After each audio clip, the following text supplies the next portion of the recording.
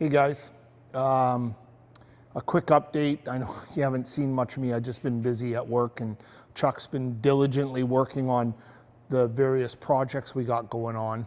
But I just thought I'd give a quick update video of just the mishmash of projects that we got going on. Obviously, you guys, Chuck's working on the McLaren Tribute.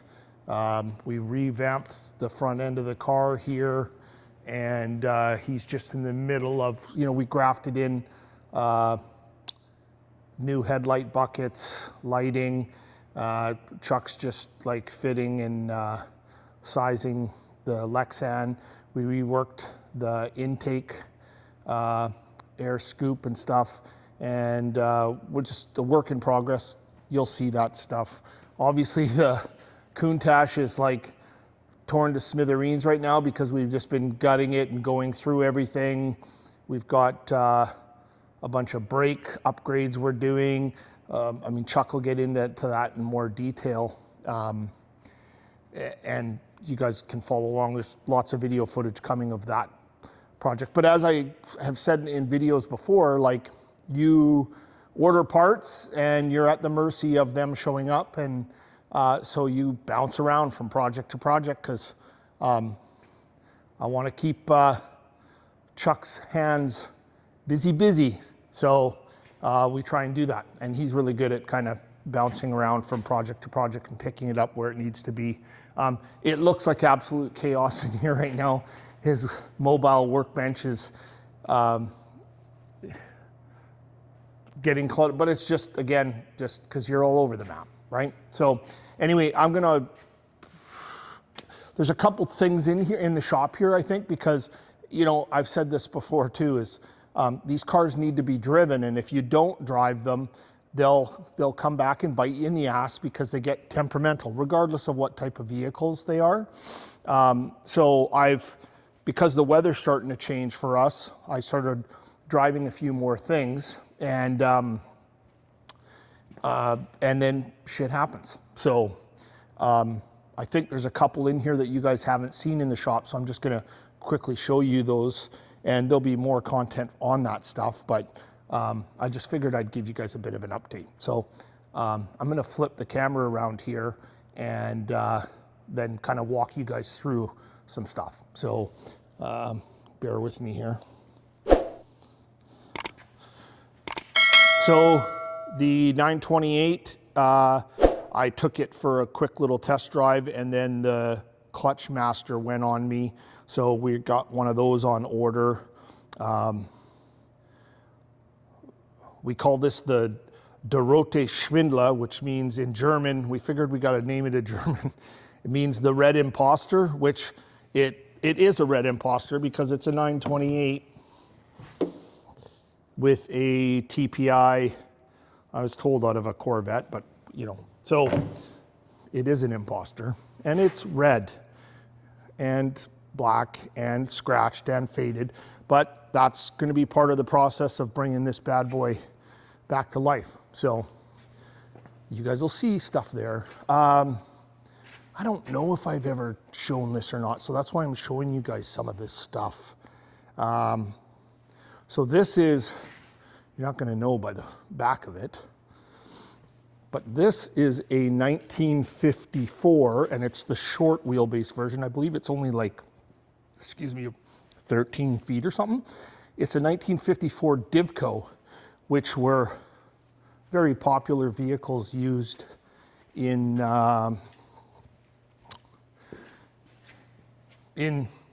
as service vans, milk trucks,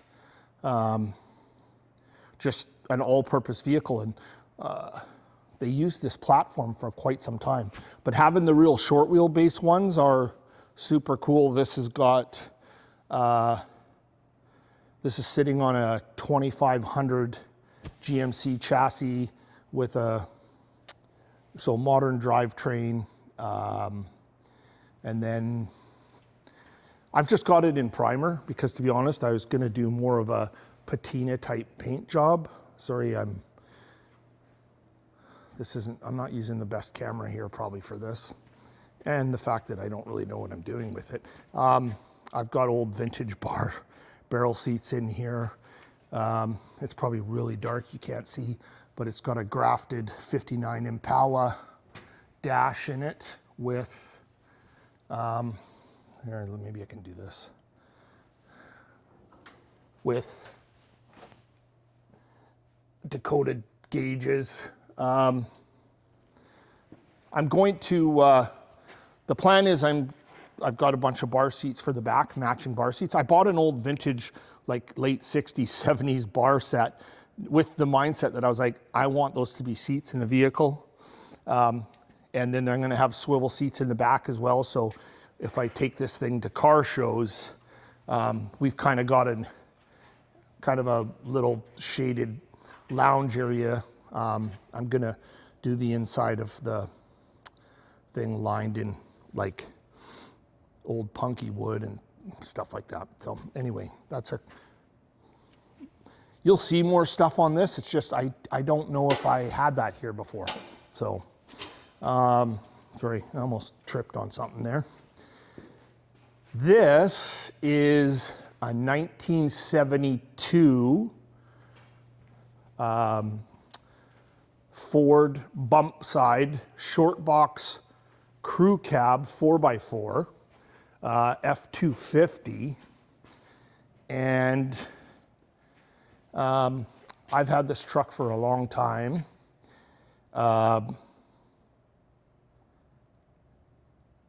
So as you guys know, these have become super popular. Having a crew cab short box in itself is an anomaly because there weren't a lot of them. It's, I guess, what you would consider a highboy because it's got the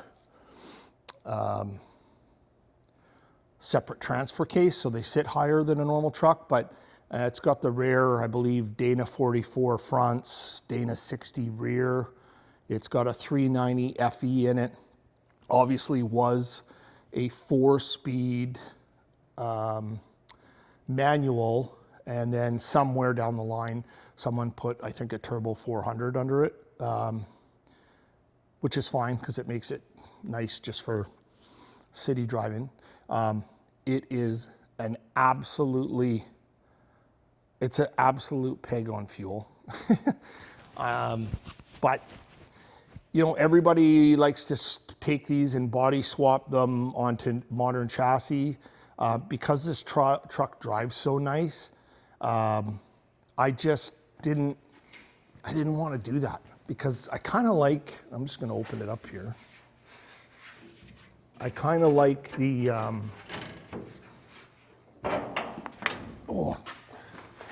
hoods when hoods were hoods. I kind of like the fact that it's OEM. And you know what? People know I'm burning fuel because it's got dual exhaust and it, you can hear it from a mile away.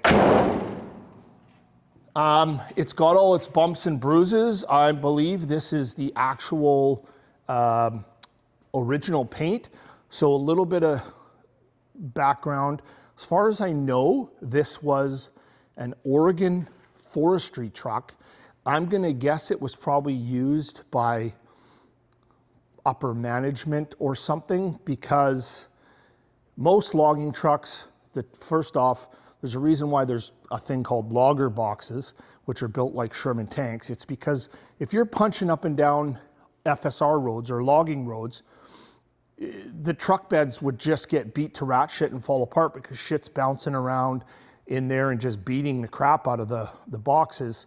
Because at the end of the day, those guys are like, I want to get home for dinner, and they're probably, you know, throwing gravel rooster tails down that FSR road to get back home for a nice warm meal. So a lot of times you'd find that they would put logger boxes on here. So the fact that this has its original box is awesome. And even though this thing does have a bunch of bumps and bruises, it's actually rust, like there's no rust. It's super solid. So, you know, it even had its tailgate inside. Excuse my mess in here. Again, like, shows its age, but it's there and it's fully intact and there's no rust holes. Funny story, that right there, that pipe that's why the truck's here right now, because I took this for its first initial drive this year and I could hear this, like, sounded like metal dragging on the ground. I was like, what the heck? And then the next thing you know, I see that pipe rolling across the highway and my truck was louder. So I was like, oh crap, my exhaust just fell off. So I went and played a little game of Frogger and ducked and jived through traffic. Thank God when that fell, it didn't actually impede any vehicles. So I was able to source the pipe, quickly throw it in the back of my truck, and then hightail it out of there. I came back here, then I went to go for another just quick drive, because the reality was it was only the end part of the tailpipe, and I got about, I don't know, a couple blocks down the road, and all of a sudden it sounded like I was driving a NASCAR, because then what happened was everything from the header back came off.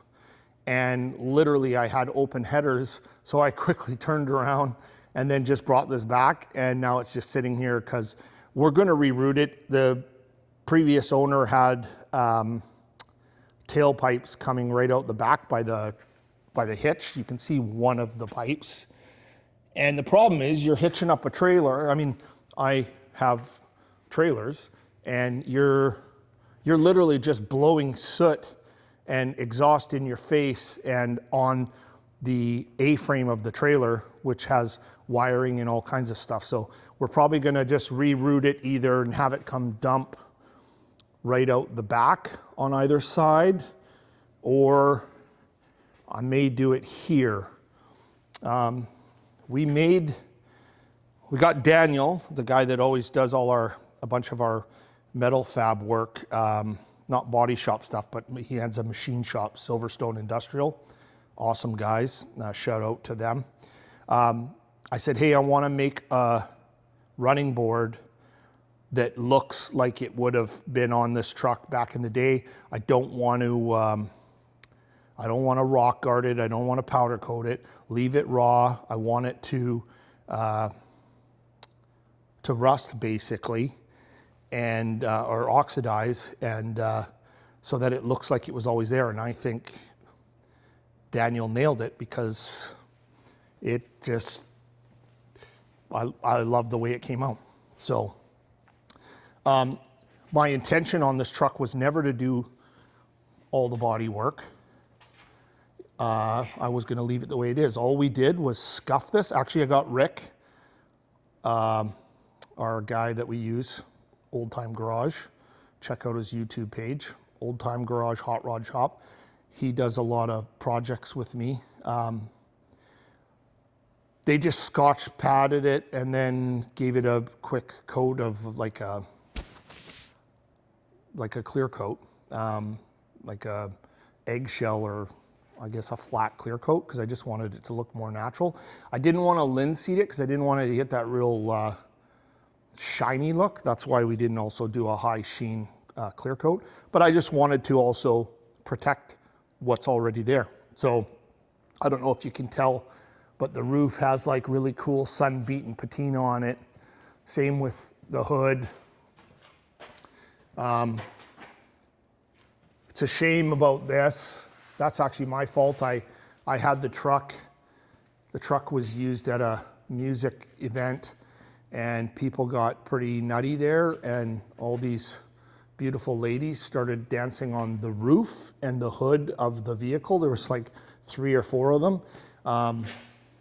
As much as they were great dancers, it just was one of those moments where you're like, oh, this is what happens when you get asked to use stuff for some of these events, and then that stuff happens. But the good thing about it is, you know, you can pop that out within reason.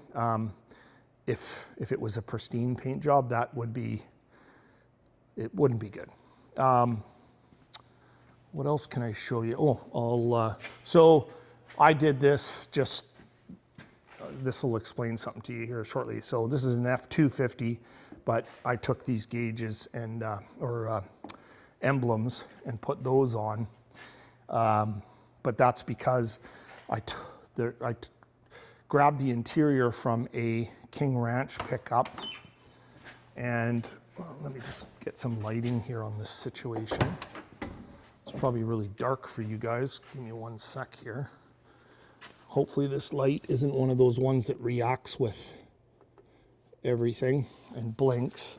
But so there's two different kinds of King Ranch. There's the earlier King Ranch, which is literally the real kind of like raw, like hides, the King Ranch hides. And then they went to the more economic leather seats in the Fords. These are the old school ones, which I love. And I love the fact that they were a bit patinaed. Now, I need to treat these because this thing's been through several summers and they're just kind of drying out. But then what we did is we actually had to order hides from the ranch. And then I had these done, these made and all sewn up and covered. I don't know if this light's gonna fight me here, but I also made a custom gun rack with the leather snap-ins and stuff. Hopefully you guys can see that. Obviously headliner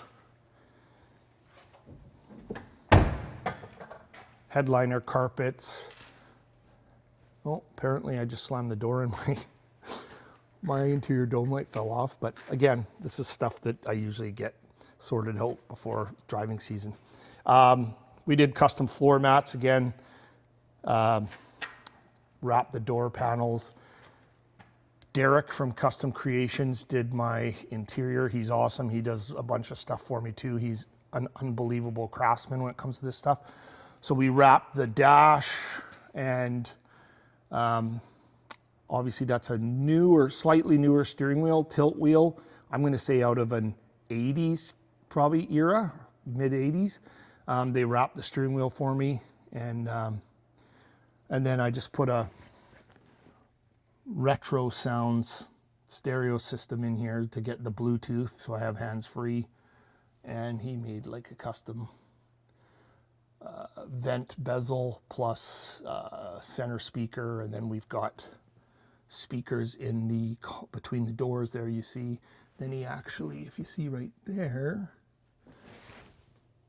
he has put the microphone right there, the pickup for the microphone.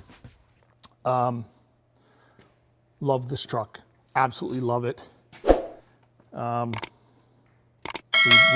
repurposed, so we have the heated seats and the power and everything works. Yeah, just dude, they're awesome trucks. And other than the fact that, like, I'm gonna guess I'm getting 5 to 7 miles per gallon on this thing. We are gonna probably try and either change some gearing in the rear end just to give me a little more highway, like freeway mileage, because then I can take this to places other than, you know, places that are like an hour away. Because typically if I'm on the highway within an hour, I'm hitting another gas station. So I pretty much need to tow a fuel barge with me to be able to drive this thing to any long distances, or just make sure I map out where all the gas stations are. And as you guys know, because this video is probably airing on, I don't know, the 2nd or 3rd week of March 2026, our fuel prices are, they're up there. So as you all probably know. Anyway, that's a quick update. Hope you guys dig this truck and the Divco. And like I said, there will be some, these are just some vehicles that I think that you guys hadn't seen. So I figured I hadn't posted any videos just because I've been super swamped at our other shop. And Chuck's been holding down the fort here and doing stuff. I apologize because we said we were going to release videos every Friday, and both Chuck and I being greenhorns with this stuff, there was some, we filmed a bunch of content unbeknownst to us. I mean, rookie move, I guess, film a minute or two, check it to make sure it's right, but we didn't. And then we found out later that it was filmed in a format that was absolutely unusable. So we normally have some content banked ahead of time, but it was a substantial amount of content. So that's just that's what happens with YouTube when you're just like trying to learn how to do this. And we learned, and hopefully we're going to try not to do that again. Anyway, a little bit of an update video for you guys. Hopefully that'll feed you on our Friday video, and then the following Friday we'll be back to our regular stuff. And should be some more videos coming up where Chuck and I both are going to be working on some stuff, because I'm trying to get, stick my head in here once in a while more often, even though I'll probably slow Chuck's progress down by doing that. But I just like to, this is what I live for. I love this stuff. So, okay, well, you guys take care, and we'll catch you on the next video. Thank you.